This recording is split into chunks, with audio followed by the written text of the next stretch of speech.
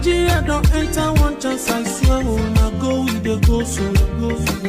Yes, men, they kill us every day, but them busy, they campaign again.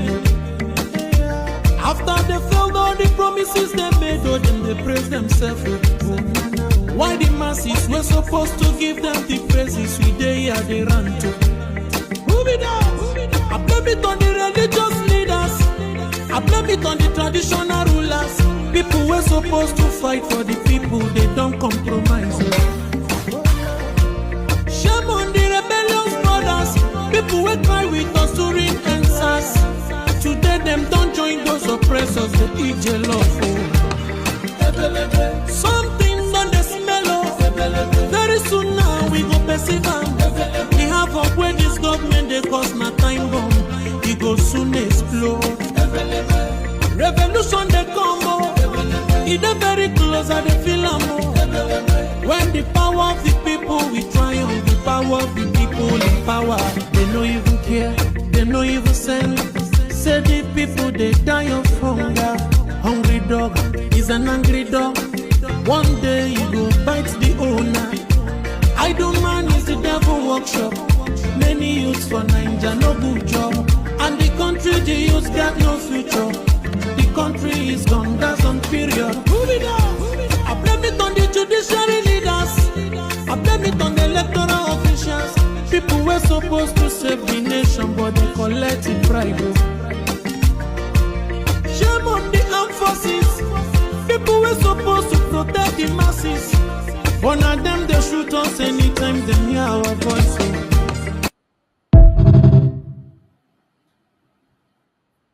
All of us. In 1776, the United States separated from the United Kingdom by declaration. Today, they are the world power. In 1830, Belgium separated from Netherlands. Today, they are one of the most powerful countries in Europe. Both of the countries. In 1965, Singapore separated from Malaysia. Today, they have transformed into global financial hub as a result of the separation. Why is it that when we call for separation, Nigeria and their criminals will be calling us terrorists? Don't fall for it. The past separation has led to the upsurge of economic development in the case of India and Pakistan, Norway, Denmark, Switzerland. Each of these separation has led to the upsurge of economic and development. In 2002, East Timor separated from Indonesia.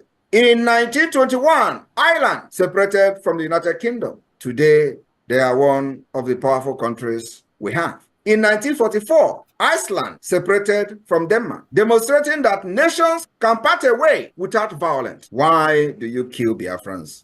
Whenever we say we are fed up of Nigeria. In Nigeria, where you have dangerous diversity, in Nigeria, where you have the northern part of Nigeria practicing Islamic State, practicing Islamic Sharia law, and they have different culture, different laws, different rules, different everything. And with that kind of mentality and setup, we can never develop as a nation. That is the reason we call for the separate state, and of course for independent state for Biafra. Apart from the killings, genocide against our people, and jihad. In 1905, Norway and Sweden separated and goes their separate ways. Today, they are one of the most powerful countries in Europe because of the separation. In 1947, India and Pakistan separated. The list can go on and on and on.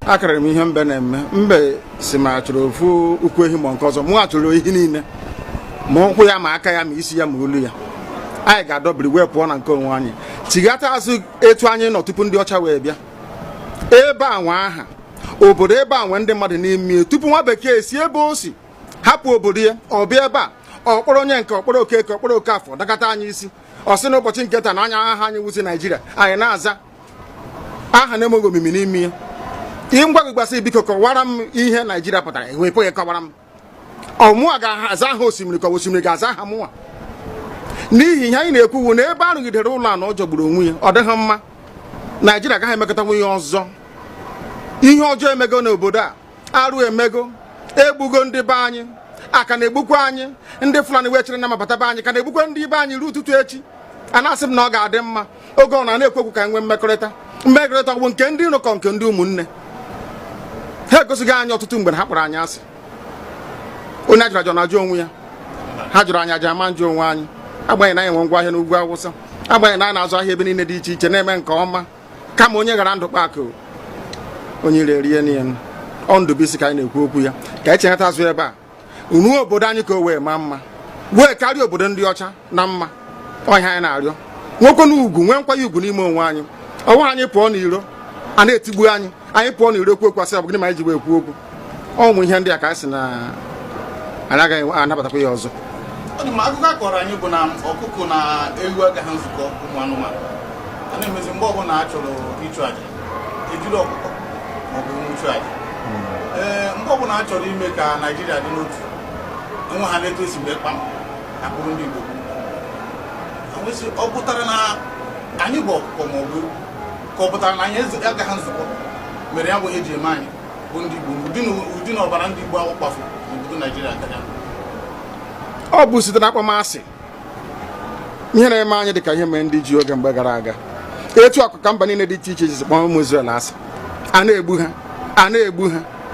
ha afọ niile aka na-egbu ha o wee ruo oge ugbu anyị asị na ogbugbu a na-egbu anyị na ọ dịghị anyị mma ọ ka mma na onwe ihe kwegbuo anyị nwere onwe njem a nke anyị na-aga kama na na-esi etete n'ụtụtụ asị na onwe onye gburu ebe a onwe ha na-ekwu okwu odo na onye onye n'aka ụkọchukwu n'ugwu Awụsa ebepụ isi ọnwụghị ofu ugboro ọnwụghị ugboro abụọ ọnwụghị ugboro atọ ọnwụghị ugboro anọ ọ bụ ruo ole mgbe ka a ga-egbugide anyị wee rue anyị asị mba na anyị ga-aga ka anyị nwee ike wee nwere onwe anyị ọ ka mma na anyị nwụrụ ebe anyị na-azọ nwere onwe tụbụ na anyị nọ n'ụlọ etu a mmadụ ibe mabata n'ime ụlọ mbịa bupụ m isi a sị na-achọghị ụdị nka ọ bụghị anyị maka a ga-eji wee chụọ àjà ọzọ.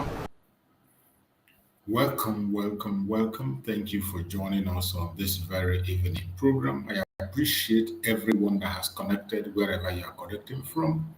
Please like and share the program, share to family and friends, share to your neighbors, share to those who are close to you so that they can join us on this very quick evening program. We are going to be very quick. It's not going to take much of your time. You know, our evening program is 1 hour or less than 1 hour. So we're going to try as much as possible to cover up a kind of revision of what we did in the morning. I appreciate every one of you that have connected wherever you are connecting from. Please like and share the program. Don't bother yourself from the attack that is coming to us. Do not bother yourself from the plans of the enemies against us. They are attacking us right, left, and center. They attack our platform, they attack our personality, they attack everything to see that they discourage us. But I bet you, the more they do that, the more we see reason to fight more. The more we see these attacks, the more it encourages us to fight more and let us know that the enemy is still there. Sometimes you forget that the enemy is there. But when this attack continues to come, you will be reminded that the enemy is not giving up. They are not going away. And because of that, if you are one of those who have been playing, you stop playing and you get serious. Because the enemy is not, they are not giving up. They are not giving up. Even when you think that they are no longer there, they are always there following out closely, pushing their lies, their propaganda against us. My fellow biafrans, wherever you are and you are joining us, do not give up. Do not give up. The challenges is too much. Sometimes when you come out and you look at things around you, you will kind of lose hope. Sometimes you lose confidence. Sometimes you'll be thinking, is this possible? My brothers and sisters, it is possible. No matter the challenges, no matter the trials, no matter the temptations, no matter the obstacle, do not give up. Every single thing we are passing through today are what we are supposed to pass through before we get to our destination. Every single thing we are facing, they are what we are supposed to face before we get to our destination. Don't take it to heart. Don't be discouraged with it. You know, gold, before gold became what it is, the gold you wear, the gold necklace, the gold wristwatch, the gold, that shiny gold that you see that people can even kill to have. Before gold became what it is, it passed through a very, very hot flame. If you go where they are melting gold, you can't even stay closer to the flame. You can't even hold that very flame. It is a very hot flame. And the metal will be passed through that very hot fire before it becomes gold, refined. And when you see it, you cannot help than to fight for it. That is how this our struggle is. Whatever challenges we are facing today, it's bound to be there. Whatever attack you are seeing today, it's bound to be there. Don't be discouraged. Some people are going to hate you because you are fighting for your. Some are going to call you different kinds of names, not because you did anything wrong, simply because you have refused to give up your freedom. Some of them will come with different kinds of thought, different kinds of idea, just to distract you. But I beg you in the name of Chukwu, do not get it. I understand as a human being sometimes when you look at the pressure coming from right, left, and center, you begin to ask yourself, why am I doing this? You ask yourself, does it really worth it? Sometimes when you look at the insult you get in the course of this journey, you see people who are not even equal to anything, people who cannot stand you on any level. But because of the cause of freedom, you see them call you different kinds of names. You see them abuse you. You see them denigrate you. Don't give up. Don't run away because of their attitude. If you know what you can do, continue to do it. Continue to go on. Is it going to be easy? It is not going to be easy. It has never been easy. When it comes to freedom fighting has never ever been easy. It is a very tough road to pass through. So our own case is not a different issue. This is something we have seen over and over and over again. So whatever we are experiencing today are the things we are bound to experience for us to get to our destination. Today in the morning, we talked about the fake unity in Nigeria, and we are still talking about that fake unity.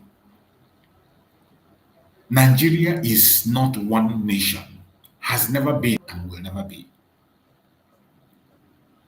The contraption called Nigeria is not one, has never been one, and will never be one. I want you to understand that in this platform, everything we say, it is not out of hate. We don't come here to instigate violence. We don't come to this platform to preach hate. All we do in this platform is to present facts and figures. Most of the things we say in this platform, you can equally find people saying it in their conventional media. People have said it over and over in their conventional media. Maybe they say it with political correctness, maybe they say it in a different form. But everything we are saying here, there are people that are repeating the same thing on their conventional media. But with thank Chukwu Okike today, we have the social media. We can use the social media to express ourselves. The faulty foundation of Nigeria, it is not a story. It's not a propaganda. I have played video of confession of people who were there during the amalgamation, how it was done, how the British helped the Caliphate to rig election against the South, how they got the fake figures they are using today for their election in Nigeria. When they come and they will tell you that northern part of Nigeria has greater population than the southern part of Nigeria.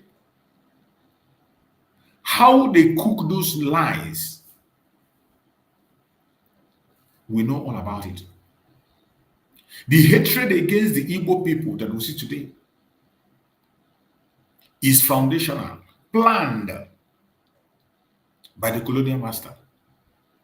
Right from the onset, the colonial master saw we, the Igbos, as a threat. They saw us as a threat because they found out that we are intelligent. We know what they know. They found out that we are hardworking. They found out that when they came, we already have our own government. We have our own ways of doing things. But in as much as we have our own way of doing things, we welcome an open hand. They know that we are willing to learn, and we learned and learned better than they can ever imagine. When the white men came, they saw that we are not pushover.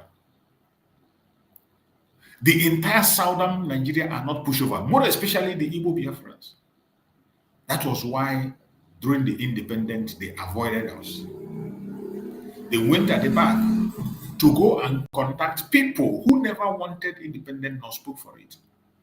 The Caliphate. The Fulanis never wanted anything called independence. They never supported it. In fact, their so-called fake independence would have come earlier than it came. It came late because the South was busy working tirelessly to convince the North to have their freedom. The South was spending time to convince the North to accept freedom. And that delayed for some time before they now accepted to go on freedom. And then the West have seen the weaknesses. They have seen how they are. They have seen their loyalty, that they are ready to be a slave for as long as it takes. They took the contraption and handed over to them. Foreigners. The Fulanis are not Nigerians. The Fulanis are not Nigerians. These are people that came into Nigeria from Futajelo. And when they came in with terrorism. Through Ottoman Danfodio. Ottoman Danfodio was the first terrorist that entered into Nigeria. The very first terrorist in Nigeria was Ottoman Danfodio. He terrorized the northern part of Nigeria. Terrorized them to the extent that he succeeded in taking out all the leaders in the north. The Hausas by themselves helped Ottoman Danfodio to destroy their own leaders. And finally they took over and he planted emirs everywhere. The only place they could not conquer is Borno. They could not conquer Borno, and that is why up to today they are still fighting to take over Borno. The same thing in the Middle Belt, they could not conquer the Tifis. Up to today, that is part of the reason they are attacking Benue State.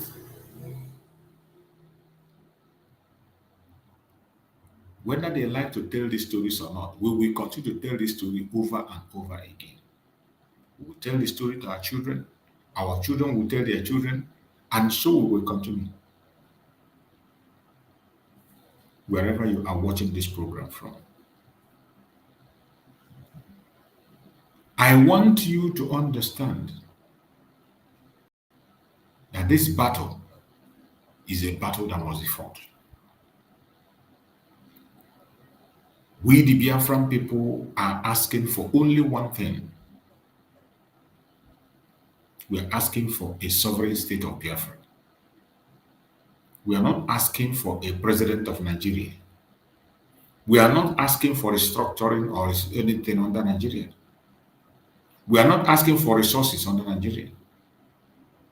We are not asking for their pity or apology. All we ask is freedom. We want to be on our own. We are asking for self-determination, a right that belongs to everyone. International law supports self-determination. African peoples and human rights law support self-determination. Nigerian law itself supports self-determination. But because the Biafrans are the ones seeking for this right, Nigerian government criminalized self-determination, and they tag those who are calling for self-determination terrorists. That is why today they are charging Mazen Nandekano for terrorism. The same thing with Mazen Simon Ekpa. They didn't stop in Nigeria. They went all the way to Finland to connive with Finland government. And they detained Mazen Simon Ekpa.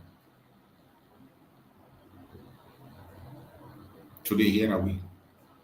They thought by taking Mazen Simon Ekpa, Mazen Nandekano out, they will shut us up.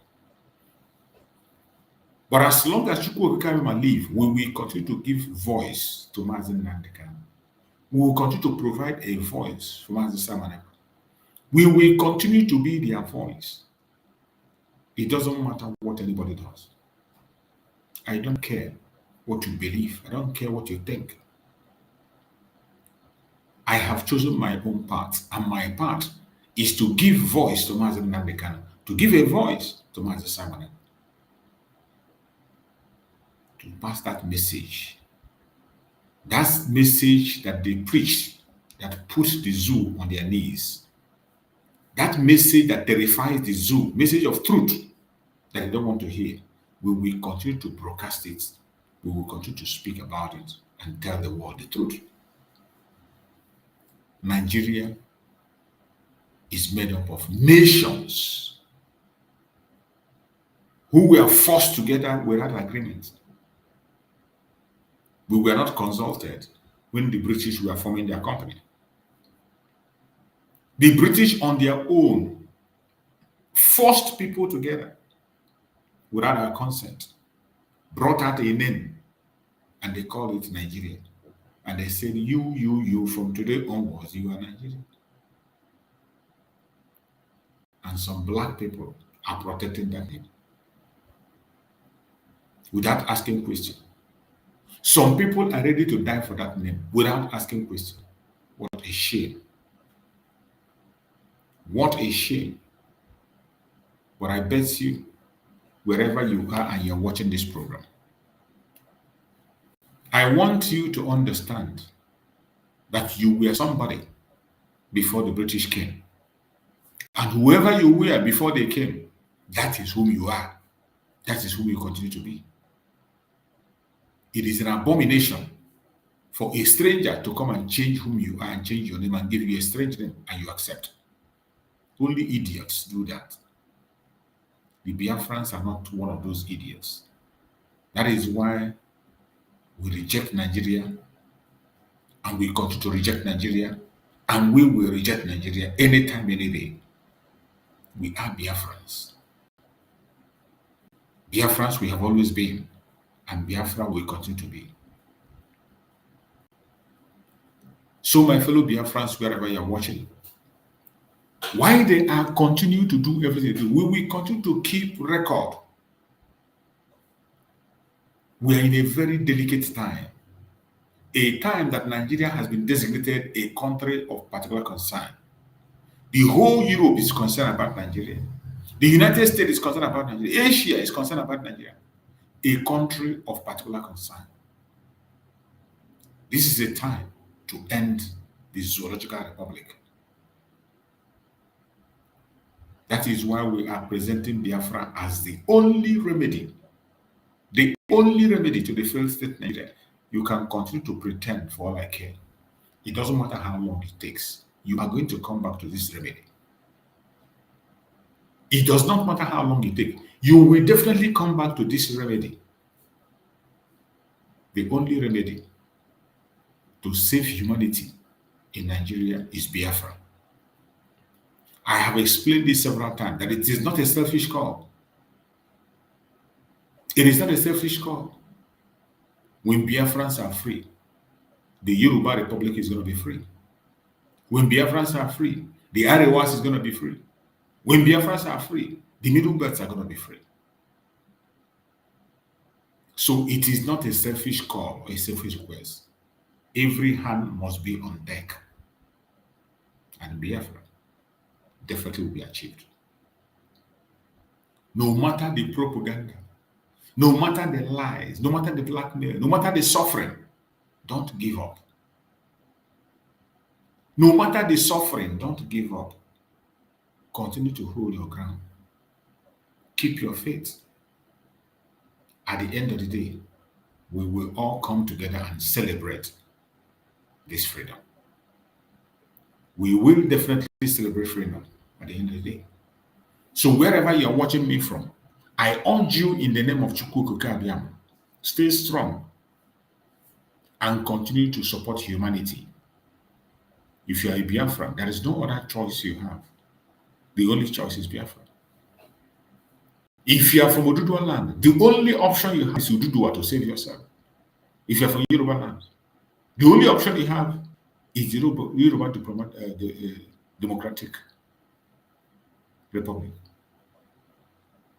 That is the only thing you have. If you are from the middle belt, support your middle belt group to free yourself. Biafrans, we are gone already. All we are asking is that the occupation force in Biafra land should leave our land. We don't have the same value system with people in the north. The entire Biafra land have a different value system. We have almost the same religion in the entire Southeast. Old Southeast region, we have the same religion.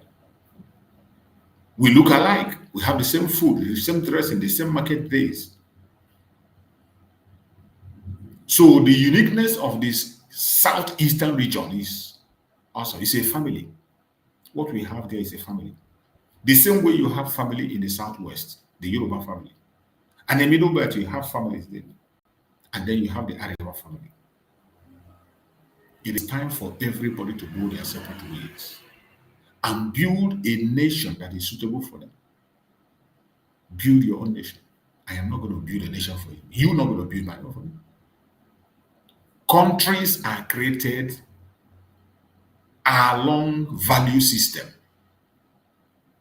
I say it over and over again. Countries are created along value system. And if you see countries that have divided in the past, it is because of the value system. India divided with Pakistan because of the difference in religion. Value system. Pakistan, India went ahead again and broke down to Bangladesh. Value system. So it is not just about religion, it is also about culture. That is how it was broken down. India, you know, before broke away, and you got Pakistan in it, you got Bangladesh in it. Even Nepal, they were all part of India before. But today, every one of them is on their own, striving to be better, having a healthy competition. Look at Malaysia and Singapore, one of the best countries, growing and challenging the first world countries. Malaysia and Singapore doing very well in every aspect, both economical and technology, living peacefully alongside each other. They intermarry. People go to work from Malaysia to Singapore every day, and they go to work and come back. Some people go to work to Malaysia from Singapore, they go and come back daily. That is how peaceful they are. Common boundary, they use their card. You live in Malaysia and you are working in Singapore. Some people are living in Singapore and they are working in Malaysia. The two countries are doing very, very well in all ramifications. Peaceful. The same thing you have in the Europe. Many countries that broke away from the former USSR, including Finland that now joined the terrorist country, including Finland that is now supporting a terrorist country. They were also part of the USSR, Russia. The USSR was broken into pieces along value system. Along value system. When we talk about value system, it goes down more than religion, culture, and so many other things. When you look at Nigeria, you find that Nigeria is not, what you see in Nigeria is a death trap. And that is why you are seeing the increase of terrorism. And it's not going to stop. The terrorism is happening in Nigeria will continue easily. It will get worse. It will get worse if nothing is done. That is why we are calling on the United States to take this everlasting solution, disintegration. That is the only genuine and lasting solution to what is happening today in Nigeria. Once you disintegrate Nigeria, this interest that is creating terrorists every day, this interest that is attracting the terrorists into Nigeria will die a natural death. Because whatever resources they are chasing, the indigenous people will protect their area. The only reason the indigenous people cannot protect themselves is because of Nigeria, because of British. Because of that British interest, because of that British name. That is why the indigenous people cannot protect their land. That is why terrorists are taking over Nigeria. But as soon as you break it up, I bet you every region will be safe and secure. My fellow Biafrans, this evening we are going to go into their conventional media. Let us go to their conventional media and watch a program that I have there. He has a lot to say, and let's pay attention and hear the information they have in that program. Remember, that is what we do every day. We always visit their conventional media, so it won't be like we are just talking. When we present them, you compare it to what you see, compare it to what is on the ground, then you can be able to give response or answers in regards to what you see. So let us hear what they have to say in this very studio. My name is Esther Wachuku, and today's conversation intends to be quite explosive and insightful. We always tell ourselves that for us to understand how to move on, for us to strategize presently, we need to come from our history. History helps us understand how to move on. History helps us understand the root of the problem. It's very vital what we don't know. And because of that, we have different narratives as to what formed us or what had made us become today. We want to revisit it with actualities and then understand where we're headed. Nnamdi Kanu's conviction has set tongues wagging, polarized the country. Tribal sentiments have come up. Some persons say it's a Yoruba judge that convicted Nnamdi Kanu. It is indeed the Yoruba propaganda that caused the civil war. It is a hatred of the Yorubas towards the Igbos that caused it. While some Igbos said Nnamdi Kanu deserved the conviction, he got because of the lives that were lost based on the incitement and the broadcast that he made. A couple of people believe that Nnamdi Kanu was extremely radicalized, that he radicalized a cross-section of Nigerians and turned the economy of the Southeast to what it is now, where investment opportunities cannot come and persons are free to visit the Southeast, saying they took advantage of the lack of exposure or the intelligence of the young ones. Other cross-sections of Nigerians believe that Nnamdi Kanu opened the eyes of Igbos, opened the eyes of certain Nigerians as to the debilitation of Nigeria's unity, specifically as he called them Janjaweeds, and the supposed rundown of rule and order in the judicial system. Quite a lot of expose. Others believe that Nnamdi Kanu shouldn't have come up with that angle, possibly advocate by entering the mainstream politics and infusing the Southeasterners to become core part of the system, considering that after the Civil War, it seems Nigeria has not forgiven the Southeast. Therefore, because of the conviction of Nnamdi Kanu, we're seeing some young persons say, I do not represent Biafra, I'm not part of IPOB, and others say, IPOB till I die. Asari Dokubo claims that Biafra is not a word that connotes what Nnamdi Kanu describes. He says Biafra belongs to the Ijos. Again, we're going to be looking at all this historical perspective.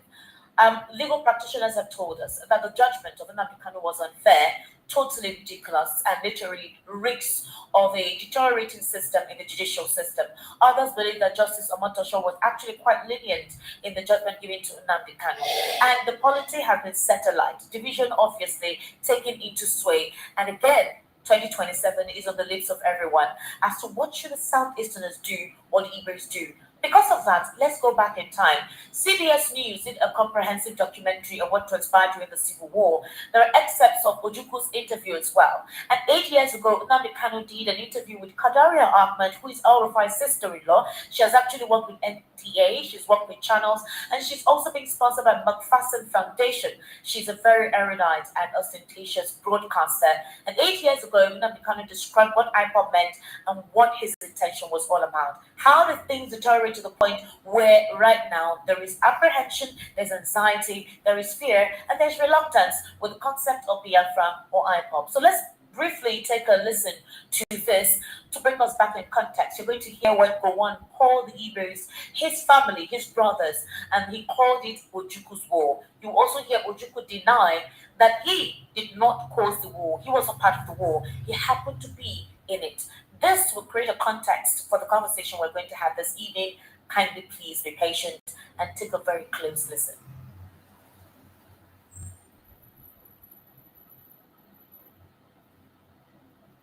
Let's pause now for some of the history behind this bloody war. It is said, though no one knows for sure, that 1 of every 4 black men on the African continent is a Nigerian. There were 55 million of them before the war. Nigeria was a creation of men, Igbo and other military officers in 19 big battle for a city or a road junction. This is Nkwalo Junction. There was heavy fighting here in early May as the Biafrans retook the town. Nkwalo Junction is 25 miles from Port Harcourt, a major seaport and refinery city the Biafrans want back. The Biafran troops we found at this road junction were a rag engaged in Biafra's most successful offensive of the war. How the Biafran army succeeds, armed as it is with an odd-lot collection of weapons, is a puzzle. Some at the front carry communist-made AK-47s, like those used by the Viet Cong. Some only World War I bolt-action antiques, a .30-caliber machine gun just captured from the Nigerians. Much, in fact, of what the Biafrans are now using against the Nigerians, they have taken from them. One military man up here told me, not totally as a joke, the Biafran army runs on beer and bullets. The Biafran army lacks both, with ammunition constantly in critically short supply. These troops had advanced 6 miles in less than a week. Then, practically out of ammunition, were forced to stop on the road to Port Harcourt until more supplies trickled down to them. One of this army's other problems is staying large enough to continue the fight against Nigerians. When Biafra seceded in 1967, it had fewer than 1,000 men under arms, and those mostly officers and clerks. Now it has been built up to between 40... I'm seeking it through a national party in Nigeria, a party that transcends ethnic considerations. I am parts of Nigeria. The leader of the party for which I am standing is a northerner. There are many duty to the best of my ability. And I am glad that Nigerians generally recognize this fact. One man could not have held the entire Nigeria and her allies for 3 years. The Igbo very much liked what I have already mentioned. The obstacle of seeking political office. I'm not seeking government office. Just to represent my people 10 years after the end of the war. Obstacles are being put. Even people who just signed my papers are being imprisoned.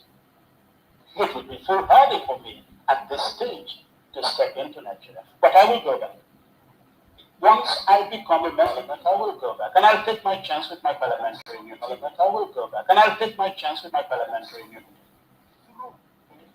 Through a constitution established by the military regime, I am seeking it through a national party in Nigeria. Through a national party in Nigeria, a party that transcends ethnic considerations. I am in fact a partner of other parts of Nigeria.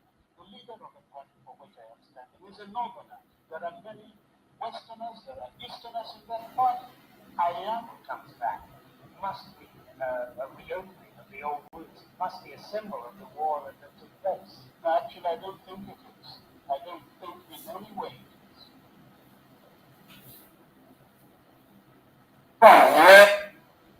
Chief Emeka Ojukwu led the Biafrans against the government. Are you in the first one? Yes, I led the first one. And I will serve to everyone, I made proudly the first one. I don't think the second one is necessary. We should have learned from that first one. Otherwise, the deed would have been to no avail, would all have been in vain. Ojukwu speaking that there was no need for another war, that the Nigerians have actually gone through enough. The Southeast has suffered. It's not something he would want to continue. Now, let's take a listen to Nnamdi Kanu 8 years ago in this interview concerning the indigenous people of Biafra as a group and what he stands for concerning that. What does Biafra mean? What does Biafra mean?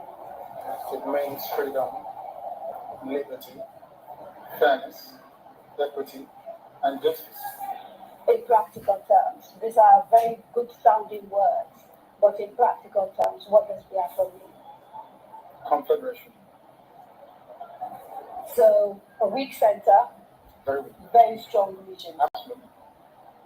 Have you had a change of mind, therefore, about getting an independent Biafra? Because that's what I seem to be hearing. No, I've not changed my mind. No. And even if from me, it's going back to where we were before the white man came. Okay, so you're not talking about a federation. When you say a confederation, you're not talking about a federation as part of Nigeria. You're talking about total independence. Absolutely. Complete independence. Now, is there anything that can happen that will make you change your mind about this particular direction? No. So it is either Biafra or nothing else. Or death. Or death. That's right. If push comes to shove, will you go to war? No, because truth is a far more potent and deadlier weapon than bullets and muskets. So no war. You've ruled out the Absolutely. No. No. When I say Biafra order, I'll keep pushing. Either I am alive, I die in the course of the own story. Allow me to repeat, if you don't mind. Had sovereign national conflicts been convened by the powers that be, where every ethnic national, I said every, I don't care if there's 600, I don't care.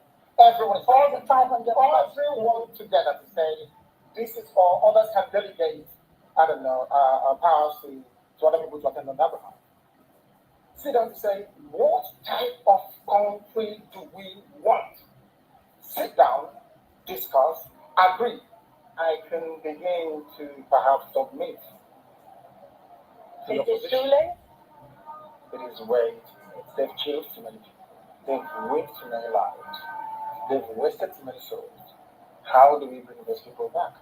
If the federal government, given the agitation that is going on, becomes convinced that, you know what, these people have a point, and it is time to actually address all these issues, and they begin to systematically address some of these issues, would you change your mind? No, because of the deceptions of the past. No trust. No trust. Abori was there, was negotiated. Nothing, 1968, if I recall. And the Comfort report, what became of it? How about the 3 R's? Reconciliation, reconstruction, and heaven knows what else. What became of them? Nothing. Calabar Seaport is not working. Can you tell me why it's not working? The seaport. Used by the colonial masters. Why is it not working today? How about Iguacha Seaport? Why is it not being used? Why not worry? Why must we allow only Lagos to function as a viable seaport? In England, where I used to live, you had Liverpool, you had this Southern, which is Portsmouth, Southampton. Everywhere, you had harbors and ports. So why must we have only one? I've heard people say these are very valid arguments, and that these are things that are to do with bad governance. So the average Biafran, to use your phrase, or Igbo man in the Igbo, is facing poverty much in the same way that the average guy in your base state is facing poverty. And so these are issues of governance. You don't agree with that? I agree completely. Okay. So if that is it, why isn't the agitation about tackling the problem, which is ensuring good governance, perhaps starting from locally? Because part of the allegations against you is that you don't confront your political leaders in the East, and you'd like to blame Abuja for everything. Because the way I would want to solve a problem is not how the Fulani man wants to solve it. You really believe this is an ethnic thing, and the approach is different? The approach is different. It's not ethnic. It is more to do with value system. Right. The way you may want to solve a problem could be markedly different from how I do mine. What is the geographical makeup of Biafra, as far as you are concerned? This Biafra that you want. So, for example, if we're doing a referendum, where will that referendum take place? Is it only the 5? No. It's okay. It's which is River State, Biafra, Delta, Anambra, Imo, Enugu, Ebonyi, Cross River, Akwa Ibom? and a Fiber Cross River. Right. Those are the coastal. Basically, Bayelsa? yes. Southeast and South have without the district. Without a district. That's correct. And then. All right. So that was Nnamdi Kanu with Kadari Ahmed mentioning some states he believes belongs to Biafra. However, let's take a listen to Asari Dokubo countering that statement made by Nnamdi Kanu. Joy is Biafra. The real little bit Oron and a little bit Ibibio. Some few people. That God. Former President Muhammadu Buhari was still the president of the Federal Republic of Nigeria 4 years ago, when President Bola Ahmed Tinubu resumed office. Asari Dokubo disclosed to us via the press that he was contracted by the Nigerian government to assist the military. He actually referred to them as private mercenaries, and where he also admitted that they assisted the Nigerian military in rounding night. Up to today, he has not apologized. He has also referred to the Southeasterners and the Igbos on several derogatory names and is always stood by that. Today, I have a historian in the studio. He's a senior editor in the Guardian newspaper of the Sunday editorial in the Guardian. He's a historian, a political and social affairs commentator, and that's Mr. Awa Omiko. If you had joined us during the Independence Day special broadcast, Mr. Awa Omiko was right here in the studio with us. I invited him today because Mr. Awa Omiko has a deep history. The reason why we need to conceptualize this is the concept of Biafra as disclosed by Ojukwu, and obviously Biafra by Nnamdi Kanu. The method these two great men supposedly went about it and what it has resulted to. Is it now time to change the strategy because it has not supposedly put the Southeasterners in the map that it belongs, or in the forefront as it ought to be? Has it weakened the Southeast? Has it demystified the Southeast? And obviously, has it polarized the Southeast, where a couple of Igbos don't want to be identified as Ipobians or Biafrans? Mr. Aramiko, good evening, and thank you for joining us today. Thank you. How are you? Thank you. I'm fine, and you? Welcome. Thank you. Mr. Awa, you listened to all I played. Yes. I played that so we have a direction of where we're headed. And now there is an imbroglio. Some people in the Southeast feel isolated, marginalized. They feel it's more worse with this administration. There's no talk about how to resolve anything. They're clamoring for Biafra or nothing. Some other persons are beginning to reason a different way. Now, how about we go through a different approach, other than the violence and the aggressiveness, we calling for what we want, and then talking about poor leadership in that axis that has not improved the economy of the Southeast, and to be identified as true Nigerians in mainstream Nigerian politics. They also feel that the Nigerian government, or the federal government, somehow is still at war with the Igbos. Also, other minority ethnic groups are now speaking out, like saying, if the Igbos complain, what happens to us? What do we do? Are we not part of Nigeria, especially those in the Middle Belt? So what's your take with all of this, with the conviction of the Nnamdi Kanu? Well, thank you. All the commentators have just spoken from their own perspectives. That was Ojukwu, Nnamdi Kanu, Asari Dokubo. Ojukwu that started this all. Started it as a result of injustice. Come closer to mine. They started this as a result of injustice in a country called Nigeria. What most people have described as a mismatch of ethnic groups. That is what it is. But in the real sense of it, after the war, Ojukwu himself said Biafra is dead. Only exists in the minds of the people. And that it will take another time. He said it will take only those that have the original vision of Biafra to resuscitate Biafra. That was what Ojukwu at the point said. Because he has seen the nature of Nigeria and what it entails to fight the war. And he has at the time said the war was a mistake. Yes, he did. Which political analysts have just said or have agreed or come up to say the war was just youthful exuberance of our leaders. This is how they That it misquote. should have been This is how they misquote a Ojukwu. mere sibling. This is how they misquote Ojukwu. For you to understand what Ojukwu meant, you have to check on what context did Ojukwu say that that war was a mistake. On what context? Ojukwu said the war was a mistake. On what context? The mistake of the war, there are so many mistakes. One of the mistakes in doing that war was even stopping it at all, stopping the war was a mistake. There are some mistakes that was made diplomatically. The diplomatic movement was not made then. So when you tell Ojukwu said it was a mistake, on what context was Ojukwu speaking? Don't just come and tell us Ojukwu said that the war was a mistake. Ojukwu said that he would have not fought the war. Ojukwu said that only the true Biafrans would resuscitate the war. Who are those true Biafrans?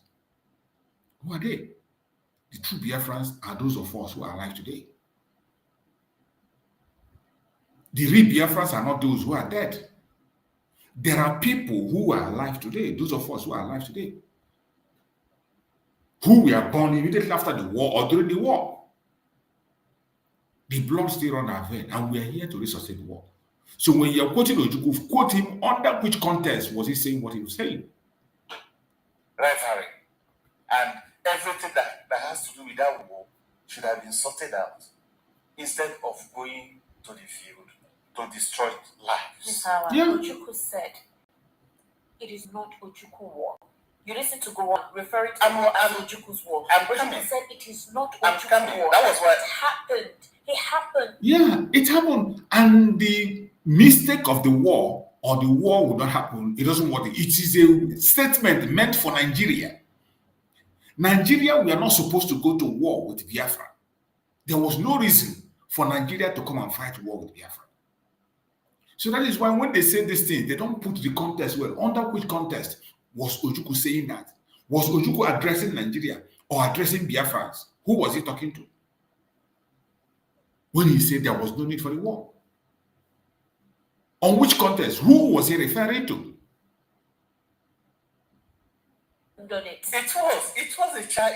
That war was a thing that came by circumstance. The circumstances were what? The circumstances were injustice. What about the programs?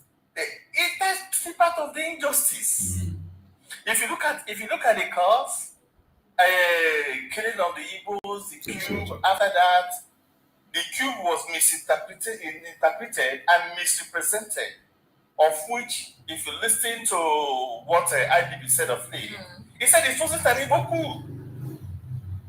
It was a coup from people from all regions. But it was unfortunate that the leaders of the coup were mostly from the Igbo region. And the nexus of the planning was not effectively carried out. Because if the lives of Zeke had been killed, people would have said yes, the nitty-gritty of the coup was actually met, but it wasn't. Zeke on this own is a different ballgame and a different topic entirely. And the coup to a reasonable level failed. And that was a counter coup and others. And Ojukwu wasn't involved in any of the coups. What Ojukwu was only saying is that, go on, you are my junior. You can't be my boss. And he said, no, that can't happen. Gowon came out to say, I am standing for the northern region.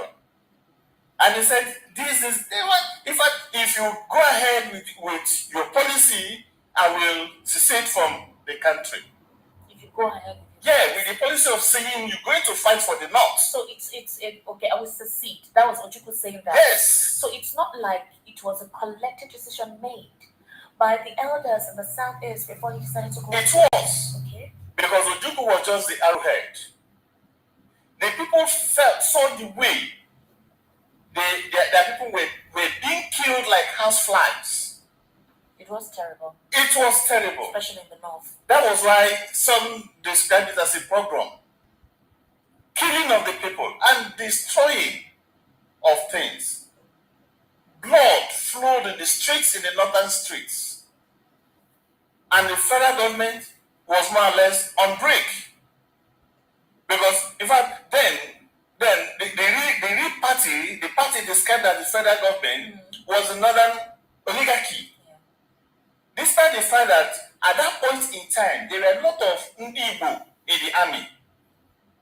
But because of the confusion going on and the mistrust, none of them could come out to say, yes, they are going to forge ahead to stand for the people.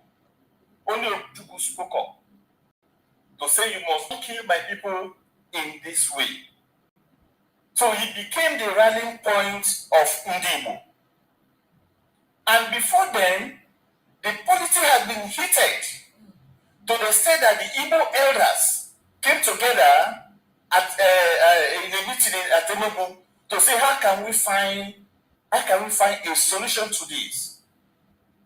But unfortunately, there was no solution until Gowon went ahead to say the state of emergency has been declared in the east, and Ojukwu used the opportunity to declare a state of Biafra. And the war began. It was formally a mutiny, police action. That was the way federal government regarded it. Said it's going to be it's a police action. But when they discovered that the Nigerian police, which is the mobile police and the rest, could not handle the situation, army came in and became. So it wasn't a full-blown war because there were categories of war. Yeah. Initially, it wasn't. Until towards the end, when the thing came up, and it was a massacre. It was a massacre. Because the Igbo people had no trained personnel. At all. The videos actually show it. No trained personnel. Young boys were conscripted. People just came all from all angles to join, and they were just started. Even the intellectuals, like the Okibos, lecturers, that couldn't even differentiate gun from biros, were conscripted into the army. And that was the massacre. It was a massacre. There was no assistance for anyone like the Nigerian government at the time. Assess? There was no assistance. Why would you assist those fighting you? I'm referring to the international community. The international community. Because we had the British media cover all of this. We had CBS News cover all of this. For the British angle, it's a different ball game entirely. Because the British supported the war against Biafra. Because Britain sees the country as what is called the suzerain, as part of colony, conquered colony, and they see benefit and we see it benefiting from us. So they felt if it is severed, that they will be losing part of the economy and whatever gets to them. Because if Biafra had succeeded, Biafra would have been marching towards the east and not the west. Would have been marching towards USSR that was still in existence there. Yeah. But unfortunately, those people came late. In fact, the Israeli were part of the Biafran army, but they came late. They came when the deed has been done. And that was why Ojukwu said, I have to leave. Besides, Ojukwu never knew that there were even saboteurs within the Biafran army. Because when the war was going on, as expected, and they got to a level, other people were clamoring. Just like those in the South, and we're equally clamoring that no, this cannot just be an Igbo war. He said they too must have their own country. And within that period, there was the Nigerian side was able to enter through the crack. When I mean the crack, I mean the saboteurs within. I might not be right to have used the word saboteur because they all were fighting nationalistic and ethnic war. It got to a level it became a nationalistic thing. When I mean nationalistic this time around, I'm not talking about Nigeria. I'm talking about an enclave. A Yoruba nation is a national. A John nation is a national. Igbo nation is a national. So it became a nationalistic thing, an enclavement for people to say, let us use the big center to fight, to stand on our own. But unfortunately, Nigerian, with the support of its ally, were able to bring the war to an end. That massacre made Ojukwu to go away. He ran away. He surrendered instead of killing himself. As being a brilliant soldier, he surrendered by loping. He ran away. But after the war, what should Nigerian state? What should they have done? To use the word of Awolowo, he said you can't be feeding the person fighting you. And there were diverse weapons used to fight the Biafran war. I don't want to call it Igbo war. In fact, it's even a misnomer to say it was an Igbo war. It's a misnomer. Because in that same war, that same republic known as Biafra, we had the Ijaws, we had the Ijaw, we had the Bibio, we had what's it called? The Anang, we had the Igbo, and other ethnic group within that region. They made up the Biafran Republic. And after that, what happened? The Igbo themselves as a group were more. So maybe that is why people will say it's always an Igbo war. No. It should be referred to as a Biafran war. And we have not learned much from it. In fact, from the way we run the polity and do the politicking in Nigeria, it shows we've learned nothing from it. Because after that war, the states the region were divided into states. There was no more region, of which immediately it weakened. Of which immediately go and declared the states. Ojukwu declared county. Ojukwu called his own county. Just like we have in Ghana, smaller regions. But the states, when the states were divided, it weakened the regions. But now, how can we go back? How can we bring peace? The three R's. Reconciliation. Reconciliation. Reintegration. And deradicalization, something like that. The reinvestment also. Okay. The three R's. Reconstruction. Were not fully implemented. The three R's were reconstruction and implemented with a bias. It wasn't even the right time to say reconciliation, no victor, no vanquish, according to the words of Kowa. In the war, there was a victor, there was a vanquish. The victor was the Nigerian side, the vanquish was Igbo. Because that region lacked development. Up to date. The people were not immediately reintegrated into the Nigerian civil service. And they became scattered. Within the war had just ended, and you are implementing indigenization policy. A policy that gave Nigerians rights to buy property within Nigeria and own a lot of industries. You shift those people out. You declared no matter the amount of money they have in their bank accounts, you reduced it to £20. Anyway, those were the punishments meted out. But for how long will such punishment continue? I agree that the Igbos have conquered the £20 things. At least if you begin to count the billionaires we have in Nigeria, if they're up to 50, Igbo man could be about 20 in there. They've overcome that.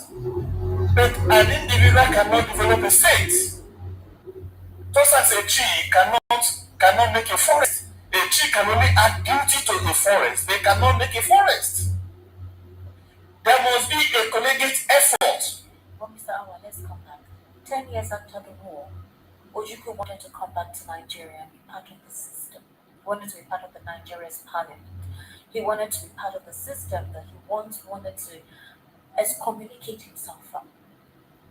Ojukwu wanted to also be a president at some point. I mean, you saw the what do you call it, the creation of the political party. Yes, APGA. And since then, somehow, Ojukwu himself had maintained that we cannot continue on that same line, especially what you call the siege mentality. That's what he referred to as it. He also said he would not allow or say that what happened at the time should repeat itself, because the Southeast will always be vulnerable. Let's listen to him. No, just okay. That's what he said. People have created a vested interest. Since certain people have created a vested interest in a sort of situation which I personally consider unhealthy for our people. There is a sort of siege mentality which our people have acquired as a result of the end of the war. I believe this must cease. I believe our people must face the fact that the war is ended. They must feel free to partake, to serve, to benefit from Nigeria.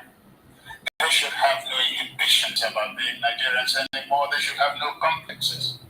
That in my absence, certain people have created a vested interest in a sort of All right, so this is him. We heard what he Yes, said. that siege mentality is still there. One, by the fact that in some places the Igbo man are not allowed to even own property. To where, sir? Which places? Have you gone to the north to be engaged in their civil service? No, they won't incorporate you into their civil service, and will say you're in the same country. The only state in Nigeria, the only state that will incorporate anybody from any tribe in their civil service is Lagos State. Another state. That was before. Also, based on what happened in 2023, Yes, said that some certain people were not grateful for their hospitality and accommodation. Now they're all pushing to say in the civil service only Yorubas. We don't want any other tribe. that is still the same mentality. But you talk about. He said you should be free to move around.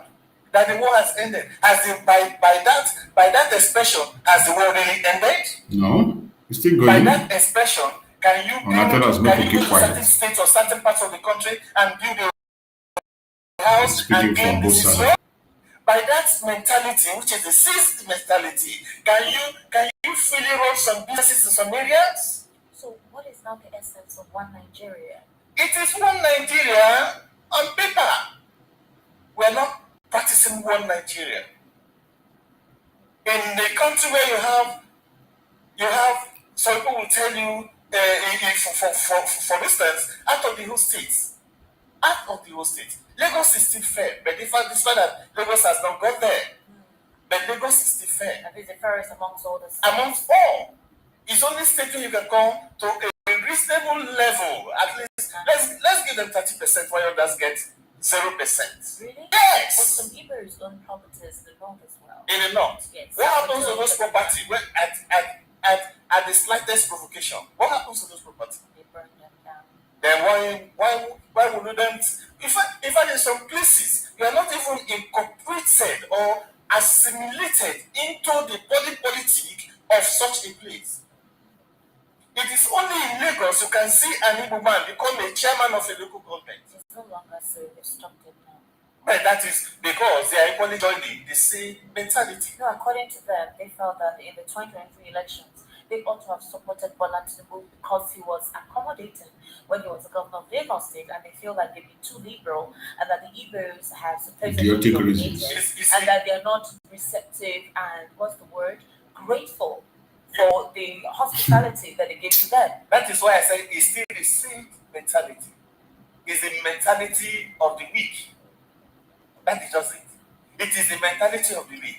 At that period, you will ask me, all the people that voted for APC, they are all of them Yoruba people. That's why the best know. For instance, I'm an APC person.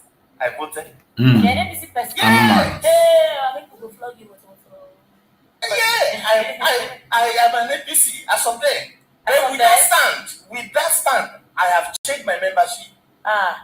What happened? That remains between me and my opinions. Now, will you now say everybody in all the Igbo people voted for LP? No. The answer is no. In those that made that number large, some of them were mostly the Yoruba people. Yes, that is confirmed. Where will you put the new people? Where will you put the Kogi in Lagos? Where will you put people from other tribes? But you pick out only the Igbo man. Is that not part of the sales mentality Ojuku is talking about? He said you should be free to do business. You should be free to live in every part of this country. And our constitution, which said we are all free to move around, to own property, to our religion, to association and all that. Is that constitution implemented? The answer is capital no. Until we do the needful, we continue to experience what we're experiencing. And besides, we are going to have more to come. Really? Yes, more to come. More what to do? Yeah, more crimes to come. Because you see some militia too will start coming up. Militia from militia group. They will come from the Middle East. From the they will come from the South. Which of the Middle East, sir? I mean when I mean Middle East, they could come from Middle Belt. Okay, Middle Belt. Yes, Middle Belt. They could come from Middle Belt. They could come from the South. The South? Yes. Oh, we already have the Niger Delta. Forget that. Oh, really? Yes. These people say, with the way Nigeria is going, we too are coming up, we want our own state. Or we want our own country. But the South already supposedly have a perception of supporting Tinubu, so why would they want to renege or say they want a country of their own? The Kanu is not against Tinubu.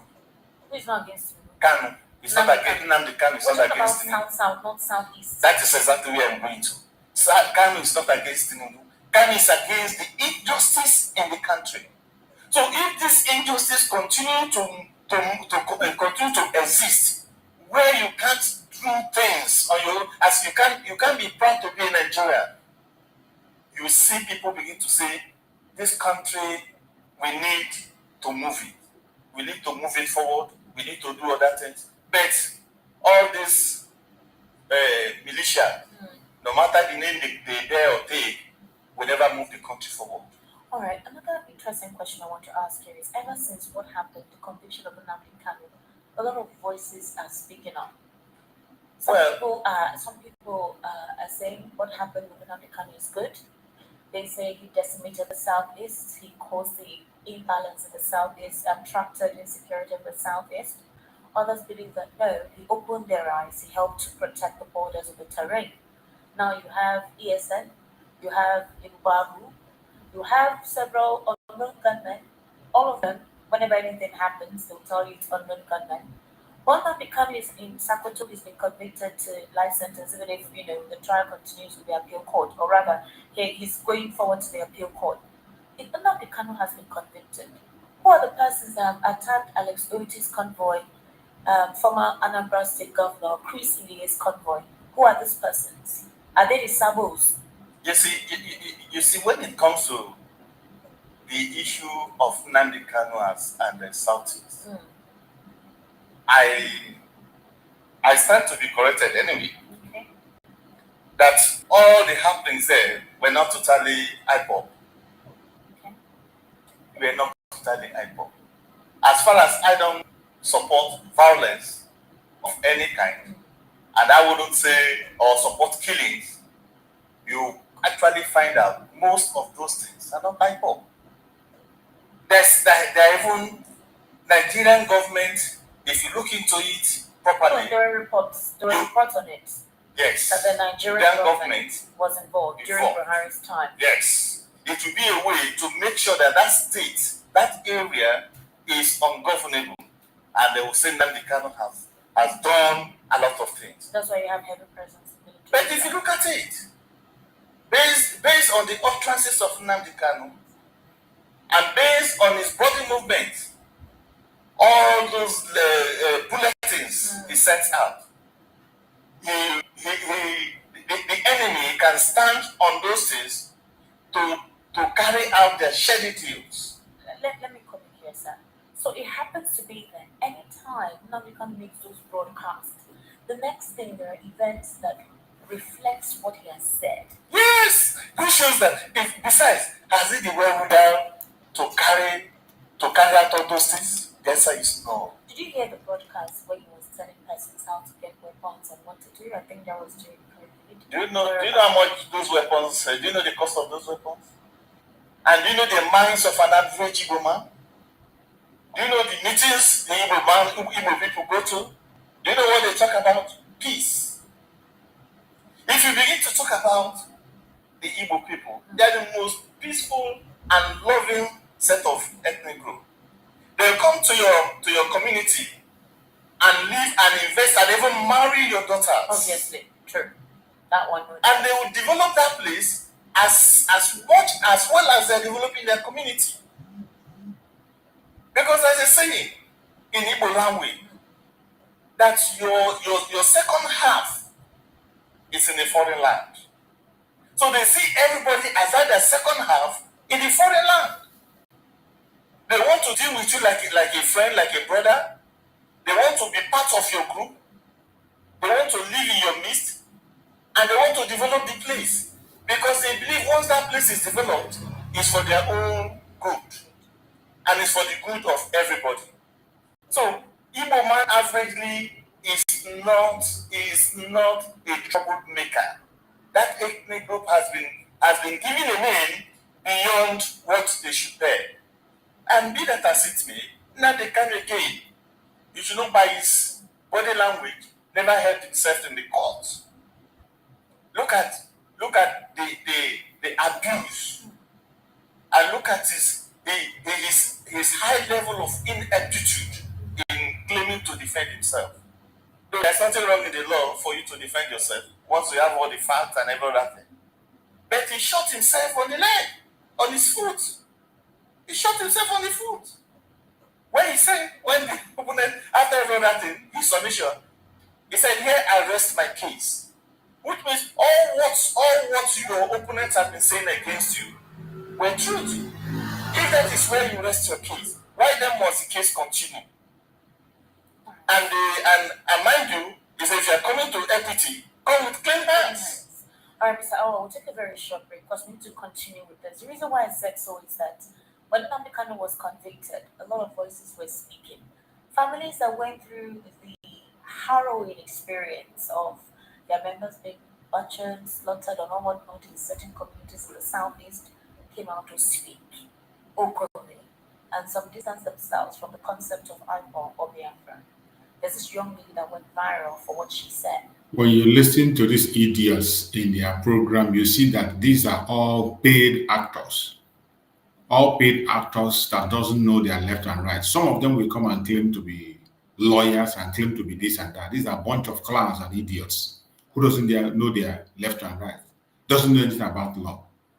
Look at him talking about how Mazi Nnamdi Kanu shot himself by the leg, how Mazi Nnamdi Kanu refused to defend himself. And he failed to ask, wonder what law is Mazi Nnamdi Kanu trying. He failed to address those issues that Mazi Nnamdi Kanu was mentioning throughout the whole case. This clown cannot remember that. The only thing he remembered was how Mazi Nnamdi Kanu was speaking in the court. But what was he saying? This idiot could not be able to point out what Mazi Nnamdi Kanu was complaining about. That complaint, was it relevant? That complaint he was shouting and calling attention, is it not important? But the only place this idiot will look at is the temperament of Mazi Nnamdi Kanu. That is the only thing he took. That is the only place he concentrated. Temperament of Mazi Nnamdi Kanu. The temperament, that is the only place. And he has forgotten that the reason Mazi Nnamdi Kanu, he didn't ask. That thing that Mazi Nnamdi Kanu was shouting in the court, what was that? What was that about? Why wasn't anybody listening? And he called himself a lawyer. All he can come and tell you how Mazi Nnamdi Kanu shot himself by the leg because he spoke out in the court. Because he called the attention of the court. Say, show me the law under which you're trying me. These are a bunch of idiots. When you see them on media, you think they came there to talk to you. These are paid people to change narrative. Today, they are not talking about the illegal accusation against Mazi Nnamdi. Look at it, they have moved away from that very part. Now they are going in other areas to indict Mazi Nnamdi Kanu. In all this nonsense he has been talking now, they never discussed about the illegal judgment against Mazi Nnamdi Kanu, the jurisdiction of the court that Mazi Nnamdi Kanu was talking about, the law under which Mazi Nnamdi Kanu was tried. They never discuss it. They are paid agents. They just talk and talk and talk. Now they went to the character of Mazi Nnamdi Kanu to promote the government on the judgment they have taken. And the next thing they will say, grant him a pardon. Bunch of paid idiots. And they are Igbos running this. You see how they started the program. I just allowed them to play the program. You see how they started it? From history, Ojukwu said, and they forget the context under which Ojukwu made the statement. At the end of the day, this is where they were going. To speak ill of Mazi Nnamdi Kanu, to support the indictment of Mazi Nnamdi Kanu, to support the sentence of Mazi Nnamdi Kanu. That is where they are going. They have already arrived there, and I will not join them to do that nonsense. I can't join them to promote that rubbish. I've had enough from them. But it is good that we play it for you to see them and identify them. They claim to be Igbo, they claim to be this, and they start with good stories, and you think you are with them. These are a bunch of paid idiots in their conventional media. Every one of them, they are part of this madness. Don't get carried away. Don't get confused. I appreciate everyone that have been with us on the program. Thank you so much for joining. May Chukwu guide and protect you, and may Chukwu guide and protect our Supreme Leader, Mazi Nnamdi Kanu. Protect our Prime Minister, Mazi Simon Ekpa. I appreciate every one of you. Good night, and see you tomorrow morning on our morning program. Stay blessed. Good night, everybody. Nigeria don't enter one chance, I swear. Now go with the go so. Yes, men, they kill us every day, but them busy, they campaign again. After they failed all the promises they made, oh, then they praise themselves. Why the masses were supposed to give them the praises we they are they run to? Who be that? I blame it on the religious leaders. I blame it on the traditional rulers. People were supposed to fight for the people, they don't compromise. Shame on the rebellious brothers. People will cry with us during answers. Today them don't join those oppressors, they eat jollof. Something done the smell of. Very soon now we go perceive them. We have up where this government they cause my time bomb. It go soon explode. Revolution they come. It is very close at the film. When the power of the people we triumph, the power of the people in power, they no even care. care, they no even send. Say the people they die of hunger. Hungry dog is an angry dog. One day you go bite the owner. Idle man is the devil workshop. Many youths for Nigeria no good job. And the country the youths got no future. The country is gone, that's on period. Move it on. I blame it on the judiciary leaders. I blame it on the electoral officials. People were supposed to save the nation, but they collected bribe. Shame on the armed forces. People were supposed to protect the masses. One of them they shoot us anytime they hear our voices.